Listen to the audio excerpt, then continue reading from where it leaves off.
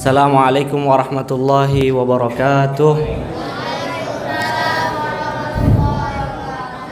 Alhamdulillah wassalatu wassalamu ala Rasulillah wa ala alihi wa ashabihi wa man tabi'ahum bi ihsanin ila yaumil liqa'i, amma ba'd. Alhamdulillah, kita bersyukur kepada Allah Subhanahu wa taala yang telah memberikan kita kesempatan sehingga kita bisa meluangkan waktu kita untuk sholat taraweh dan juga sholat isya di masjid yang diberkahi ini. Tidak panjang lebar pembukaan dari saya. Sebelumnya perkenalan, saya Mus'ab dari Jakarta. Sekarang sedang pendidikan di Universitas Imam Ibnu Saud yang berada di Jakarta, cabang dari yang ada di Makkah Mukarramah. Kemudian saya di sini sebagai mutarjim atau penerjemah dari saudara kita. Beliau adalah Syekh Hamid As-Sayyid. Syekh Hamid As-Sayyid, beliau dari jalur Gaza. Ada yang pernah dengar jalur Gaza ya, Bu? Pak, kita kalau bahasa Arab biasanya menyebutnya Gaza. Jadi di kita namanya jalur Gaza. Beliau sekarang sedang menempuh pendidikan di kedokteran di Universitas Al-Khurtum di Sudan. Insya Allah 2 tahun lagi nanti insya Allah beliau akan menyelesaikan pendidikannya di kedokteran. Minta doanya bapak-bapak, ibu-ibu agar beliau bisa selesai di kedokteran dan bisa mengabdi di negaranya Palestina. Amin. Kemudian alhamdulillah beliau telah menghafalkan Al-Quran biiznillah sejak usia 15 tahun Bapak Ibu. Jadi sejak usia 15 tahun, memang kata beliau ketika saya berbincang sama beliau di hotel, katanya memang seperti ini orang-orang di Palestina umur 13-15 tahun mereka sudah selesai sama Al-Quran. Mungkin terbayang kita biasanya umur 15 tahun masih main kelereng ya Pak, atau main layang-layang gitu. Tapi saudara-saudara kita di jalur Gaza mereka sudah selesai menghafalkan Al-Quran. Kata beliau harusnya 13 tahun sudah selesai, cuma karena ada sesuatu akhirnya beliau menyelesaikan di usia 15 tahun. Kemudian beliau adalah saksi hidup Pak. Jadi benar-benar menyaksikan dari kecil beliau, keluarga beliau, bagaimana perjuangan saudara-saudara kita di Palestina. Beliau benar-benar saksi hidup. Beliau menyaksikan sendiri bagaimana penyerangan Zionis Israel kepada saudara-saudara kita di Palestina. Insya Allah nanti beliau akan menceritakan bagaimana kisah hidup beliau dari kecil sampai beliau besar, dan beliau mempertahankan bagaimana daerahnya terutama Gaza atau jalur Gaza agar tidak direbut oleh Zionis Israel. Nanti juga kita akan tahu kenapa kita harus perhatian sama jalur Gaza atau kita harus perhatian sama Palestina. Mungkin kita juga sering bertanya-tanya, insya Allah akan dijelaskan oleh beliau. Mungkin tasyrah lana Syekh. Fadhal ya Syekh.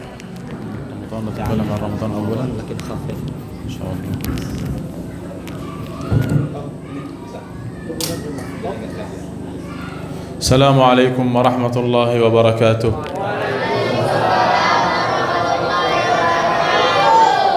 Apa kabar?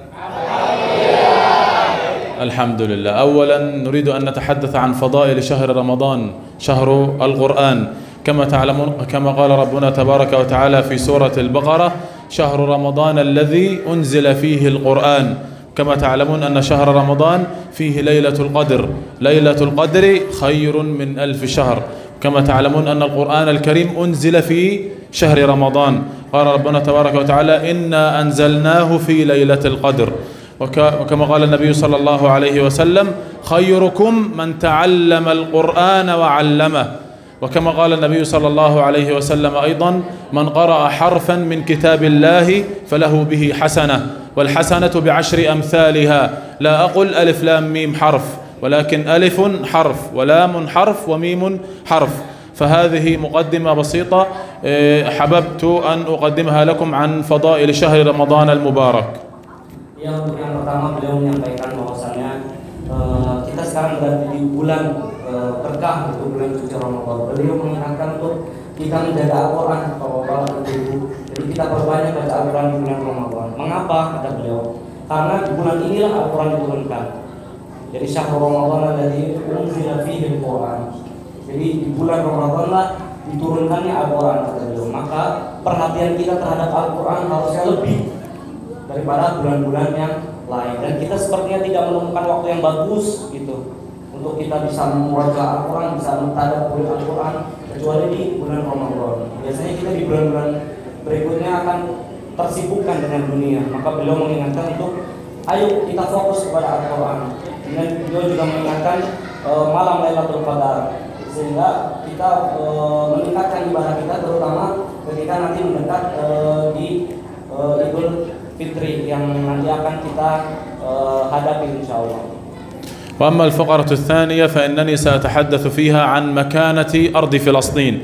فكما تعلمون أن فلسطين هي أرض الأنبياء والمرسلين، هي الأرض التي عاش فيها نبي الله إبراهيم في مدينة الخليل، مدينة خليل الرحمن. هي الأرض التي ولد فيها نبي الله عيسى في مدينة بيت لحم.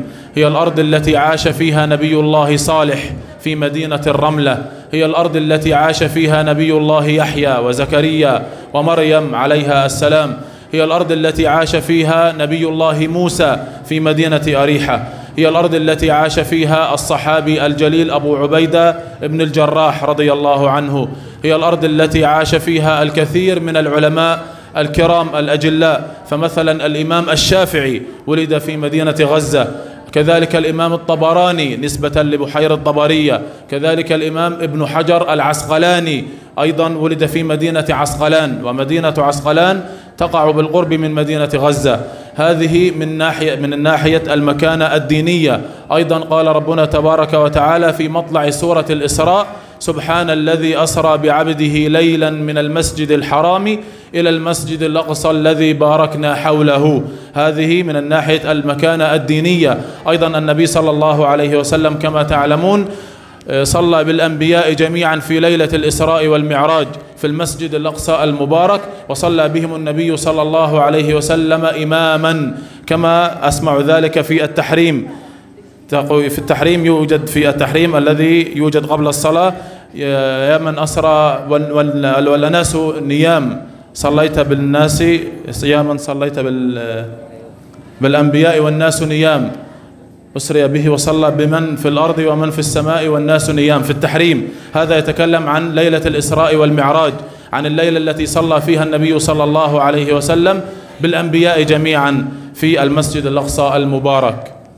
Ya, baik Bapak Ibu yang dimuliakan Allah SWT, beliau menjelaskan untuk apa kita peduli sama Palestina, untuk apa kita menyumbangkan misalnya harta kita atau tenaga kita atau perhatian kita kepada Palestina. Beliau menjelaskan bahwasanya Palestina adalah negeri para nabi, jadi Ardul Anbiya. Semua nabi pernah menginjakkan kakinya yang mulia di negeri Palestina. Beliau menyebutkan Nabi Ibrahim alaihissalam.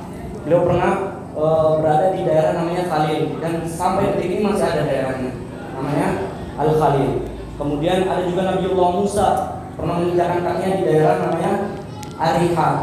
Kemudian juga Nabiullah Lut, mungkin Bapak Ibu pernah mendengar kaum Nabi Lut, kaum Sodom yang mereka diazab oleh Allah SWT, dinaikkan oleh Allah ke atas, kemudian balikan dunia mereka menjadi ke bawah seperti karena mereka melanggar itu menyukai sesama jenis ya, LGBT. Dan itu menurut penelitian juga, kalau kita tahu daerah tertinggi di dunia itu ada Gunung Everest, pernah tahu ya Pak?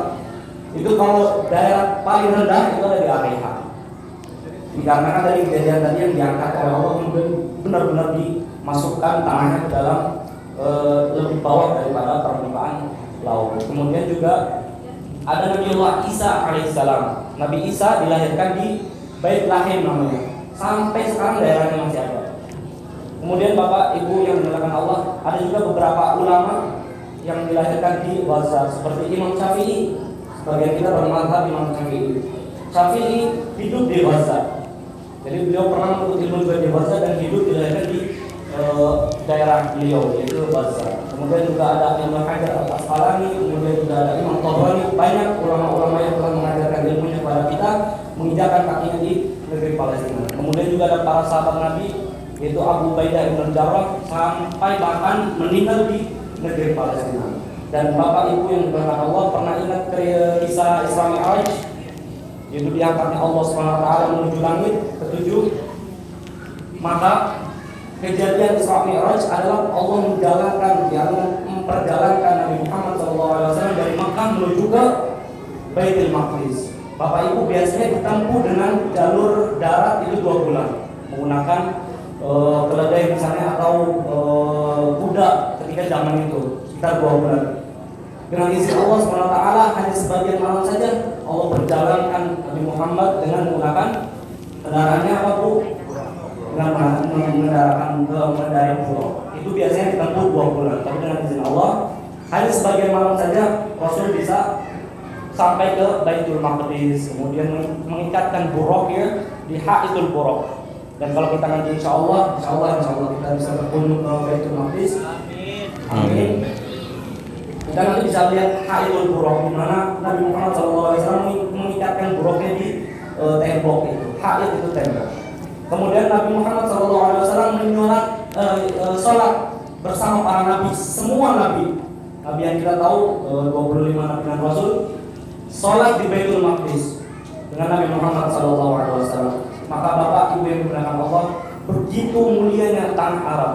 Dan beliau juga mengatakan nanti di akhir zaman kita akan berkumpul ke negeri Syam.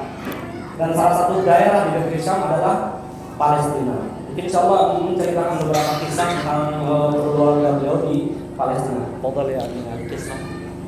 يعني قصة قصة لنا بعض القصص مثل قصة الكانسر وهذا. نعم، من ضمن القصص الموجودة عندنا كما تعلمون أن سكان قطاع غزة ممنوعون من السفر أو من الذهاب للمسجد الأقصى المبارك، حيث أنه لا يسمح لهم بالصلاة في المسجد الأقصى المبارك. لكن عندنا يسمح للأشخاص بالذهاب إلى المسجد الأقصى المبارك في حالة أن الشخص مريض ومصاب كانكر. الشخص المصاب بالكانكر يسمح له بالذهاب للصلاة في المسجد الأقصى المبارك. ونجد بأن الأشخاص الذين يذهبون للصلاة في المسجد يذهبون لتلقي العلاج في القدس يكونون أكثر فرحا بالصلاة في المسجد الأقصى المبارك من العلاج. نجد بأنهم مسرورون جدا لأنهم يريدون أن يصلوا في المسجد الأقصى المبارك أكثر من فرحهم بالعلاج. Beliau menceritakan bahwa ada suatu kejadian yang Masya Allah kata beliau sangat menyentuh hati gitu. Jadi di daerahnya beliau Jalur Gaza itu mamnu, tidak boleh. Jadi sekarang dikuasai hampir 90%, bapak-bapak semuanya hampir 90% dikuasai oleh Zionis Israel. Tinggal 10% saja, yaitu 20 kota, tinggal 20 kota di Palestina yang masih di bawah naungan Palestina. Kata beliau, orang-orang Israel melarang orang-orang di Gaza adalah suatu daerah, kemudian melarang untuk ziarah ke Al-Quds. Al-Quds itu yang ada Masjidil Aqsa-nya. Jadi 2 daerah yang berbeda. Orang-orang di Jalur Gaza tidak boleh masuk ke Al-Quds, nggak boleh sholat di Masjidil Aqsa. Padahal kita tahu kata Rasulullah SAW, barang siapa yang sholat di 3 masjid, Masjidil Haram, kemudian Masjid Nabawi dan Masjidil Aqsa akan mendapatkan pahala 1000 kali lipat dari sholat biasanya. Jika bapak-bapak ibu-ibu sholat berjamaah misalnya 27 biasanya, maka akan dikalikan 1000 kali lipat jadi 27.000. Maka orang-orang dari Jalur Gaza ingin mendapatkan pahala seperti itu, ingin sekali. Maka dari itu banyak dari orang-orang di Jalur Gaza ingin sekali masuk ke Al-Quds untuk sholat di Masjidil Aqsa. Akan tetapi sangat disayangkan para penduduk Gaza tidak boleh masuk karena mereka memiliki iman yang kuat, Pak. Jadi satu-satunya daerah yang berani melawan itu daerah yang beliau Jalur Gaza. Bapak-bapak ibu pernah lihat yang di YouTube penyerangan dan lain-lain itu di daerah beliau. Jadi mereka karena 15 tahun sudah hafal Al-Quran, jadi benar-benar teguh imannya gitu. Kata beliau ada satu peraturan yang membolehkan orang yang dari Jalur Gaza masuk ke Al-Quds, yaitu pengobatan kanker. Jadi orang-orang yang kena kanker, jadi kena kanker dulu, setelah itu baru boleh masuk ke Al-Quds. Maka dari itu orang-orang yang kena kanker untuk pengobatan mereka harus ke Al-Quds karena di Gaza nggak ada pengobatan, karena pengobatannya susah. Mereka yang kena kanker untuk berobat ke Al-Quds lebih senang, kata mereka. Kami lebih senang untuk sholat di Al-Aqsa lebih besar sekarang daripada mendapatkan pengobatan kanker, kata beliau. Masya Allah, saking benar-benar mereka menginginkan sholat di Masjidil Aqsa, padahal mereka sama-sama dari warga Palestina. Kemudian juga orang tua di sana kalau melihat anaknya yang tertembak misalnya mati, mereka senang, Pak. Jadi mereka malah membagikan permen ke tetangga-tetangganya seperti syukuran gitu. Alhamdulillah anak mati syahid gitu. Mereka malah senang. Jadi enggak seperti kita di sini. Dan cerita ini saya juga tanya sama beliau, beneran seperti ini ceritanya? Iya katanya. Jadi kami di sana nggak ada yang takut mati. Ketika saya tanya, Syekh takut mati atau enggak? Nggak ada rasa takut mati di hati katanya. Nggak ada. Orang kita kalau anak tembak malah syukuran. Masya Allah, kita kalau di sini ada serangan sedikit langsung gimana ini? Langsung getar hatinya gitu. Mereka sama sekali tidak takut untuk kematian itu. نعم فأتيت إليكم في هذا اليوم المبارك ونحن في هذا الشهر الفضيل الكريم لأنقل لكم رسالة محبة واحترام وتقدير منا الشعب الفلسطيني للشعب الأندونيسي لا سيما وأن لكم الكثير من الأمثلة التي تدل على كرمكم وعلى عطائكم المقدام في دعمنا ودعم قضيتنا قضية فلسطين قضية المسجد الأقصى المبارك وقضية غزة حيث أن هناك الكثير من الأدلة التي تدل على وجودكم منها مسجد استقلال أندونيسيا وكذلك المستشفى الأندونيسي الكبير وهناك الكثير من المدارس والمعاهد والمؤسسات والآبار الجوفية التي حفرت بدعمكم وجهودكم معنا ووقوفكم معنا ومع قضيتنا فجئنا إليكم من أجل أن نشكركم على عطائكم وعلى جهدكم الدائم والمستمر معنا ومع قضيتنا وكما قال النبي صلى الله عليه وسلم وكما قال النبي صلى الله عليه وسلم والله في عون العبد ما كان العبد في عون أخيه وكما قال النبي صلى الله عليه وسلم أيضا مثل المسلمين كالجسد الواحد إذا اشتكى منه عضو تداعى له سائر الجسد بالسهر والحمى فالمسلمون كالجسد الواحد كما قال النبي صلى الله عليه وسلم وكما قال ربنا تبارك وتعالى أيضا في سورة البقرة مثل الذين ينفقون أموالهم في سبيل الله كمثل حبة أنبتت 7 سنابل في كل سنبلة 100 حبة والله يضاعف لمن يشاء والله واسع عليم فهذه الآيات كلها تدل على النفقة وعلى الصدقة لا سيما وأننا في هذا الشهر الفضيل الكريم جئنا إليكم باسم مؤسسة قدوة إندونيسيا حيث أن هذه المؤسسة تدعم الكثير من الفقراء والمساكين والمحتاجين من الشعب الأندونيسي ومن الشعب الفلسطيني لننقل لكم هذه الرسالة ونحن في هذا الشهر الفضيل المبارك. Kemudian di sesi kali ini beliau menjelaskan bahwasanya kami dari Yayasan Qudwah Indonesia bekerja sama dengan yayasan yang ada di Palestina. Kami sudah banyak membangun beberapa fasilitas untuk mereka, Bapak Ibu sekalian. Kata beliau di daerah beliau dibangun Masjid Istiqlal Indonesia. Sahih. Jadi Masjid Istiqlal Indonesia ini masjid terbesar di daerahnya beliau. Katanya 200 meter dari rumah beliau. Nanti Bapak-bapak bisa browsing Masjid Istiqlal, itu yang bangun orang Indonesia. Kemudian juga dari kebaikan masyarakat Indonesia juga membangun rumah sakit. Rumah sakitnya namanya Rumah Sakit Indonesia. Kemudian juga banyak sekali sekolah dan juga tempat air ya, karena mereka orang-orang Israel ini mengurangi bantuan air bersih Pak kepada orang-orang. Memang politiknya seperti itu. Jadi dikasih minuman soda, kasih joki soda, terus yang kita tahu soda sangat berbahaya buat kesehatan karena gulanya sangat banyak. Maka beberapa dari mereka umur 30 tahun sudah kena diabetes, sudah kakinya sudah lemas, seperti itu. Maka dari itu kami bersama Yayasan Qudwah ini membangun juga beberapa mata air untuk saudara-saudara kita di Palestina.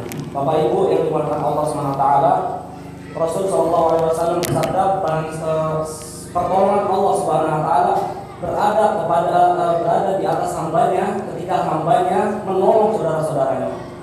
Jadi kalau kita ingin ditolong sama Allah SWT, maka tolonglah saudara-saudara kita yang lain. Kemudian Allah SWT berfirman, permisalan ketika kita berinfak, kata Allah SWT, seperti orang menanam satu biji. Dia menanam bijinya di tanah berharap menjadi besar. Kemudian kata Allah, tumbuh dari biji ini 7 tangkai. Kemudian setiap tangkainya tumbuh 100 biji lagi seperti yang awal ditanam. Maka jika bapak ibu yang dimuliakan Allah menanam satu biji akan tumbuh 7 tangkai dan setiap tangkainya 100 biji, maka menjadi 700 biji yang ditanam. Maka dari itu ketika kita menyumbang 100 misalnya, maka Allah SWT akan minimal mengganti dengan 700. Dan bahkan di bulan Ramadan ini Allah pasti melipat gandakan lebih dari yang perhitungan manusia. Bapak Ibu yang menggunakan Allah, bantuan kita bukan sekedar bantuan Pak. Itu karena komitmen kita kepada agama kita, karena komitmen kita, akidah kita, yaitu melihat saudara-saudara kita di Palestina. Ini bukan tempat seperti Rohingya atau Bangladesh misalnya dan yang lain-lain. Ini tempat yang digunakan oleh Allah. Maka dari itu besarnya bantuan yang kita berikan kepada saudara-saudara kita, seperti itulah besarnya komitmen kita, akidah kita untuk agama kita. Dikarenakan mulianya tanah Palestina ini.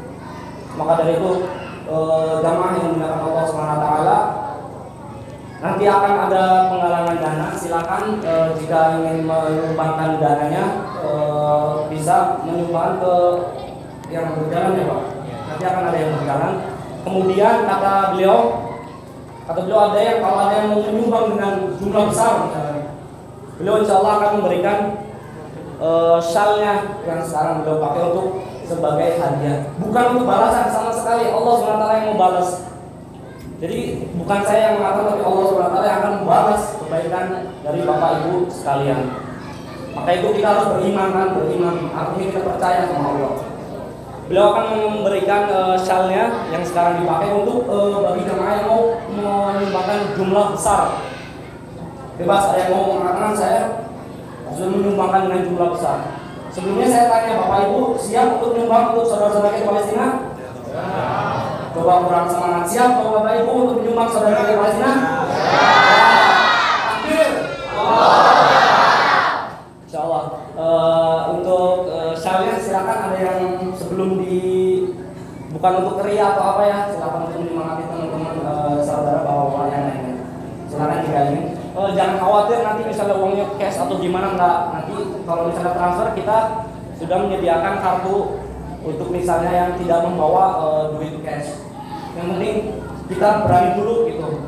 Saya korbankan harta untuk saudara-saudara kita di Palestina. Silakan. Ada dalam jumlah besar kam ya.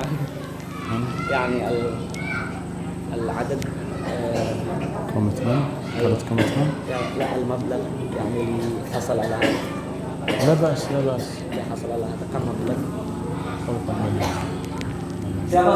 Kata beliau ada yang mau di atas 1 juta kata beliau. Kalau yang mau di atas 1 juta langsung mendapat hadiah ini. Ada? Silakan. Insya Allah apalagi ini bulan Ramadan Bapak Ibu. Insya Allah ganti berkali-kali lipat. Ada yang berani di atas 1 juta, insya Allah akan langsung diberikan shal ini sebagai kenang-kenangan. Ada yang berani? Kalau tidak ada yang berani, kita turunkan lagi 500.000. 500.000. Yang berani 500.000 saudara-saudara kita di Palestina akan mendapat kenang-kenangan. Ada, silakan. Ibu yang di belakang misalnya. Ya, silakan Pak, maju ke depan Pak. Nanti tolong di foto silakan Pak. Bukan untuk ria sama sekali, bukan, tapi untuk menyemangati. Ayo, yang lainnya juga bisa. Insyaallah. Pak, suruh Pak, foto Pak. Kalau ya, kalau uangnya belum bawa bisa nanti ditransfer ke Bapak ini Bapak ini atau Bapak yang di ujung sana. Nanti bisa datang pas tarawih jadi antar. Iya, yang itu pihak.